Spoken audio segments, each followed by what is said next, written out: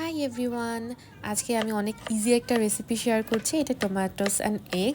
আমি যখন অনেক চাইনিজ আর কোরিয়ান খাবারের ভিডিওস দেখতাম ইউটিউবে, তো তখন এরকম একটা রেসিপি আর কি আমি দেখি অ্যান্ড তারপরে আমি এখন শেয়ার করছি এটার আমার ভার্সন, মানে আমি যেভাবে নিজের মতো করে করি।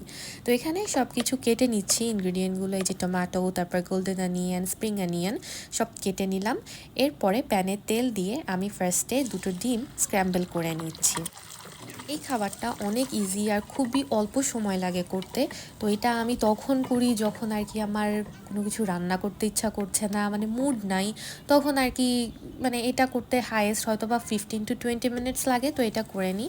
তারপর তেলে আমি স্প্রিং অনিয়ন দিয়ে দিলাম। আচ্ছা, স্প্রিং অনিয়ন যখন তেলে ভাজা হয় তখন যেই সেন্টটা আসে, এটা কার কার ভালো লাগে বলেন তো? আমার তো মানে মনে হয় তখনই সব খেয়ে ফেলি। তো যাই হোক, এবার এই যে রসুন কুচি দিলাম, এটা মিক্স হয়ে গেলে গোল্ডেন অনিয়নটা দিচ্ছি।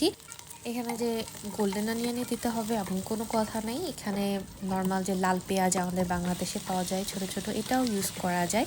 আমার বাসায় যখন যেটা অ্যাভেলেবেল থাকে আমি মেইনলি তখনই সেটা ইউজ করি। তো এই দিয়ে দিলাম টমেটো আর হচ্ছে কাঁচামরিচ কুচি। কাঁচামরিচগুলো একটু বড় বড় করে কাটা হয়েছে। এখানে দিচ্ছি 2 টেবিল চামচ সয়া সস। এটাই আর কি মশলা বলতে গেলে, আর অন্য কোনো রকম মশলা লবণ এখানে ইউজ করছি না। তারপরে যখন টমেটোটা একটু গলে যাবে তখন দিয়ে দিচ্ছি স্ক্র্যাম্বল করা ডিমটা। স্ক্র্যাম্বল করা ডিমটা এটার সাথে ভালো করে মিক্স করে নিচ্ছি। এরপরে দিব ধনিয়া পাতা। ধনিয়া পাতা দেওয়ার কারণে এই খাবারটা আরও বেশি ফ্লেভারফুল হচ্ছে।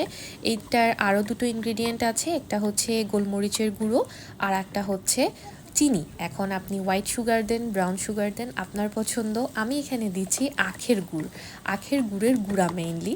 তো এটা ভালো করে মিক্স করে তারপরে আমি এই যে সার্ভ করছি। ভুলে গিয়েছিলাম যে আমাদের সুন্দর একটা বারান্দা আছে, তো সেখানেই একটু ভাবলাম ফটোশ্যুট করি। কেমন লাগলো?